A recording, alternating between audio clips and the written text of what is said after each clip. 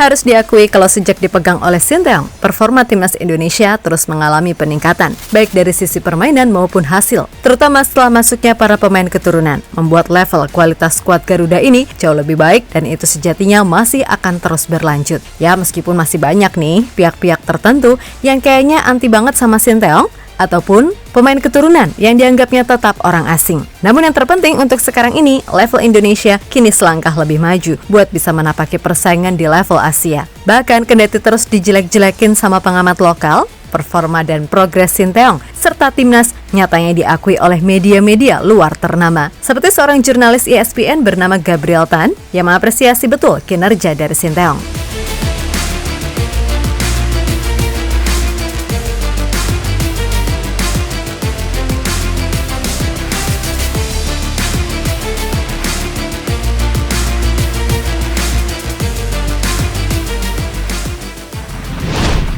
Timnas Indonesia kini memang sedang menapaki babak baru, di mana dengan skuad yang diisi para pemain muda plus para pemain keturunan berkualitas membuat tim ini jelas makin bertambah kualitasnya. Apalagi jika nantinya gerombolan para pemain grade A ini bisa secepatnya membela Indonesia, ya harapannya untuk bisa paling tidak masuk level tier 2 di Asia bisa segera tercapai. Barulah kemudian beberapa tahun lagi, ketika para pemain muda ini udah mencapai peak performnya, kita baru boleh berharap lebih.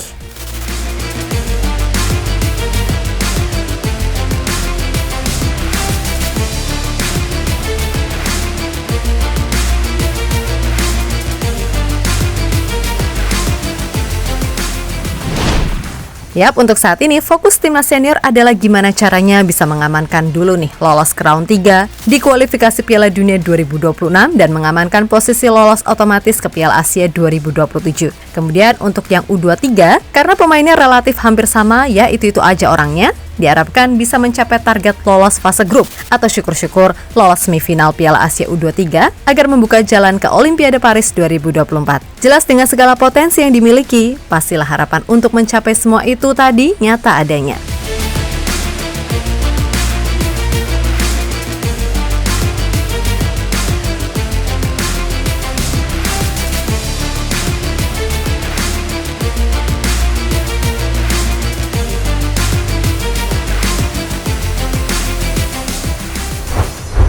Sementara itu, kita semua tahu kan kalau di sini banyak sekali pundit lokal yang agak sentimen dengan Sinteyong atau para pemain keturunan. Bahkan ada juga pemain dari Liga 2 yang dengan songongnya menganggap kualitas pemain keturunan 11-12 dengan pemain di liga lokal. Namun ya udah sih, itu hak mereka. Akan tetapi seorang jurnalis ESPN, Gabriel Tan, menilai jika segala yang telah dilakukan oleh Sinteyong ini layak mendapatkan apresiasi. Indonesia menunjukkan potensinya bersama kecerdikan pelatih Sinteyong. Ia langsung memanggil pemain-pemain muda bertalenta. Artinya, meskipun usianya masih muda, para pemain Indonesia saat ini tidak kekurangan pengalaman. Sinteyong telah melakukan peningkatan stabil untuk timnas Indonesia. Ia patut menerima pujian untuk semua hal yang ia lakukan untuk Indonesia, tulis Gabriel Tan.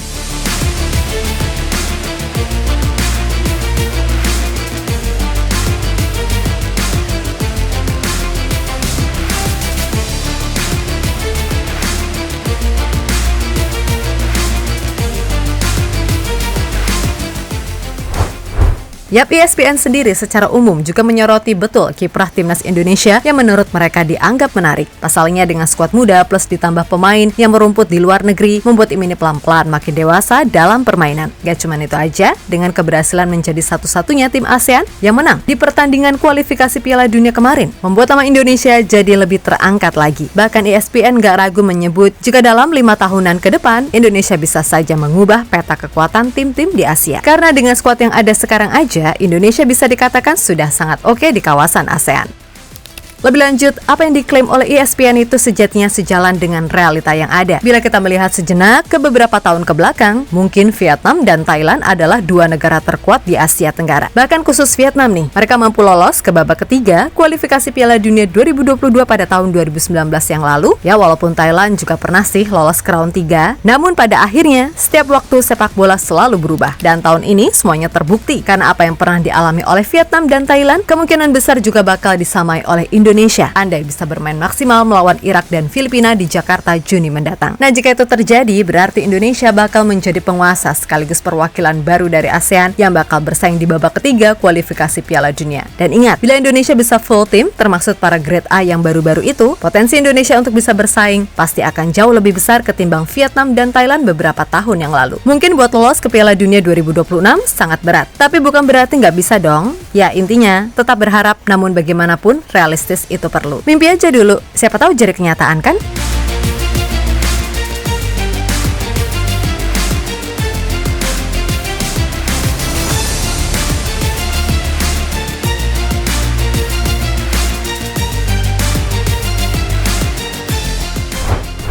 Ya, pada akhirnya mau dikatain apapun, fakta ya emang keberadaan Coach Shin dan para pemain keturunan sangat-sangat berpengaruh buat meningkatkan level timnas Indonesia. Dan semua tahu kalau PSSI masih akan terus berupaya menambah pemain keturunan berkualitas. Kelvin Verdong kabarnya lagi proses naturalisasi, sedangkan pemain-pemain macam Martin Paus, Michel Gers, Kevin Dix, dan sang bomber Ole Rummenigge juga sedang diupayakan. Pasti kok bisa, kalau semua ini deal, kekuatan Indonesia pasti akan meningkat satu level lagi. Jadi sabar, pantau, dan doakan selalu yang terbaik buat semua elemen timnas. Mulai dari kelompok umur sampai level senior, hentikan narasi yang seolah menunjukkan kesenjangan antara lokal dan naturalisasi. Intinya, jika udah membawa nama baik Indonesia, ya mereka juga orang Indonesia dong. Untuk itu, yuk lebih bijak lagi dalam menyikapi segala hal yang ada di era yang semuanya pasti dapat komen dari netizen yang budiman, oke?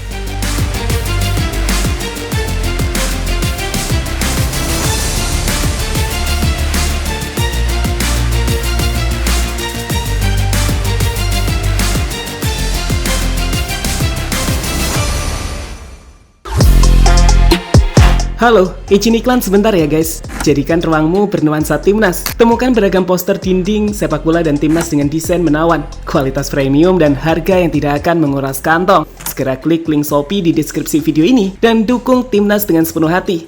Mulai dari dinding rumahmu.